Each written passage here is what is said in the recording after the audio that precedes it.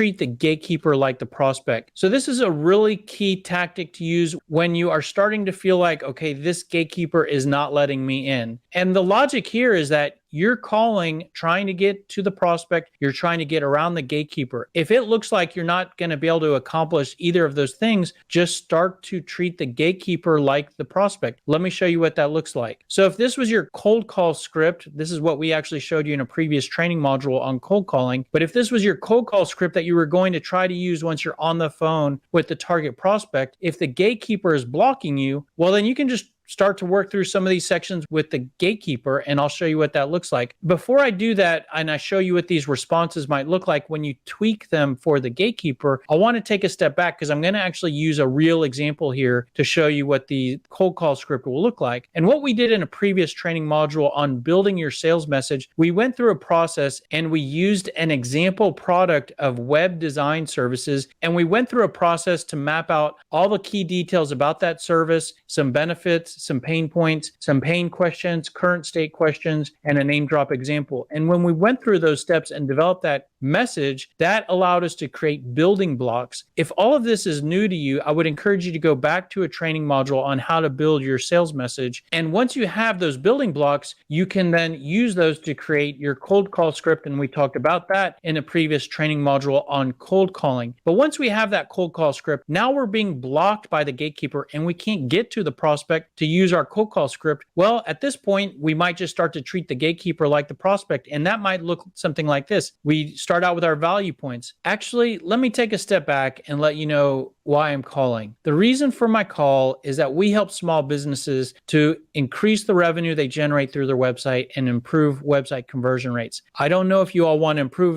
those areas, and that's why I'm calling. Do you know who the best person for me to connect with? Or do you know how I can get connected with Mrs. Thomas? That's a way to basically using your value points building block to try to educate the gatekeeper on why it is you're calling. If those are ways that you truly help, that communicates to the gatekeeper why it makes sense for that person to let you through. Now, I'm not saying that this is going to make them drop their guard and go, oh, well, you didn't say that. If in that case, let me pass you through. But it is an additional tactic. I mean, before you try this, you're getting blocked and you're not going anywhere. So it's an additional tactic for you to use. You can use other portions of your call script in the exact same way. So instead of going to your value points, you could go to your pain points, and that might look like, actually, let me take a step back and let you know who I am and why I'm calling. A lot of businesses that we work with are having trouble generating revenue through their website and converting website visitors. I don't know if you're concerned about those areas, and that's why I'm reaching out. Do you know who the best person for me to connect with? Do you know if your marketing is concerned about those areas? You could also go to a name drop example. Actually, let me take a step back and let you know who I am and why we're calling. We worked with an accounting firm similar to you guys, help them to improve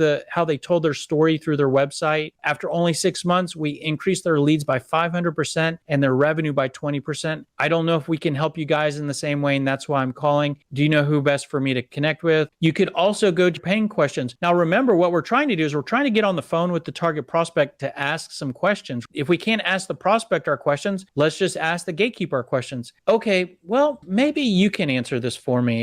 Do you know how important is it for you guys to improve website traffic? Or how important is it for you guys to improve your conversion rates? Now, by the way, I'm not saying these are perfect questions for the example here or good questions for you, but the point here is if you can't get to the prospect to ask your questions, just start asking the gatekeeper. And by the way, you're not necessarily looking for the gatekeeper to answer the question, although you could get maybe some valuable information out of the gatekeeper. But basically, at this point, the gatekeeper may answer your question, and then you could follow up with another question, or the gatekeeper might not know the answer to your question. If they don't know the answer to your question, that's great. The gatekeeper might say, I have no idea. Oh, I see. Well, that's the reason why I'm calling. That's usually something that the business owner cares a lot about, and we have very productive conversations, and that's why I'm reaching out. Do you know how I could get connected with Mr. Wilson in order to talk about your website conversion rates? So again, whether or not my wording there is perfect or not, the flow there is important, which is the gatekeeper's blocking you.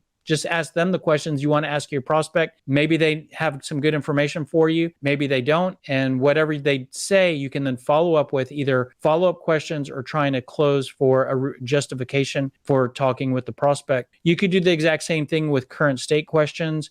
Oh, well, maybe you might know the answer to this. Do you know if you guys are currently working with a web design agency? So same exact process there.